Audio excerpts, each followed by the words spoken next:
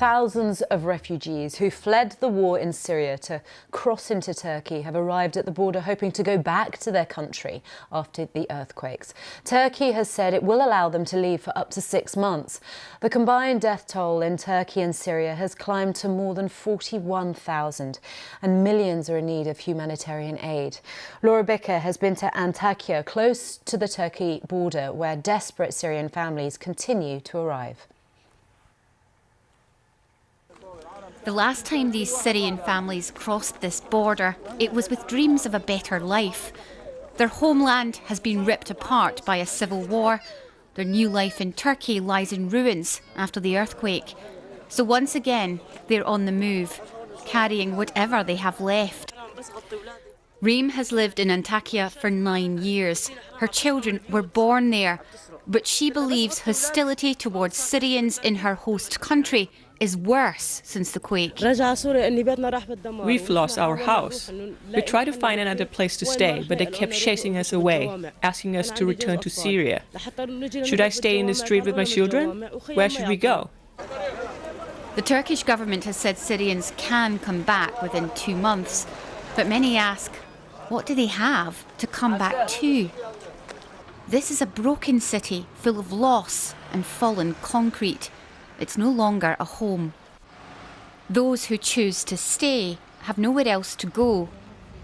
Ahmed knows there's little here for him and his family, but he's nothing left in Syria. He's stuck. I think about the children a lot, about their situation and what will happen to them. When it's dark, their night turns into terror. I fear for them more than I do myself. It is rare, but survivors are still being found. 74-year-old Chamil Kakech was found alive 226 hours after the earthquake struck. Earlier today, 3 people were rescued from within this rubble. 2 were children.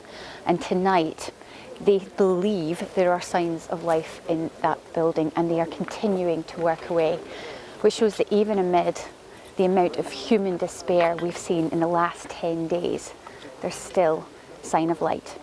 Laura Bicker, BBC News in Antakya. Our correspondent Caroline Davies is in southern Turkey for us. Caroline, you've been there a few days now in Adana, in and around the area. What have you seen?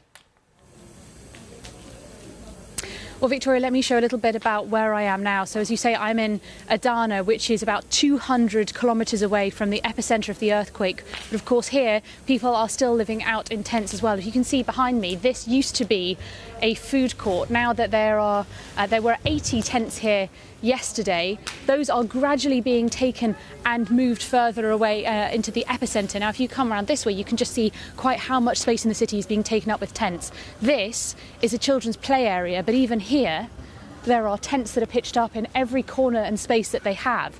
Now, speaking to people here, as you can see around us, the buildings, for the vast majority, are still standing here, but many have seen cracks appear in their buildings. They feel incredibly worried about staying in them, and that is why they have chosen to stay out overnight here for now over 10 days.